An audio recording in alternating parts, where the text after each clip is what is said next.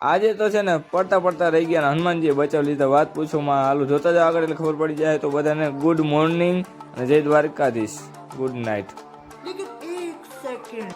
પછી શું આપણે ગોદડા ઉપાડવાનો વારો આવી ગયો, તો એટલા માટે ફટાફટથી ગોદડા ઉપાડવા માંડ્યા અને એને કર્યા ચારે છેડા ભેરા અને માર્યું ખંભે. અને પછી વાત પૂછો, હું કે ટકલા તારું શું કેવું, સવાર પાછા પાથરવાના જોઈએ કા?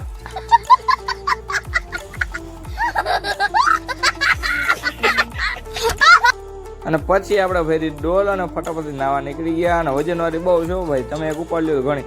અને પછી મસ્ત મજાના તૈયાર થઈ ગયા. એનું કારણ હતું કે આપણે જવાનું દર્શન કરવા માટે સ્લેપ મારવાનું પૂગી ગયા સીધા હનુમાનજીના મંદિરે. અને ગોપનાથ પણ જવાનું છે, હવે અંજર પાણી થાય તેથી જાઉં, બીજું હું.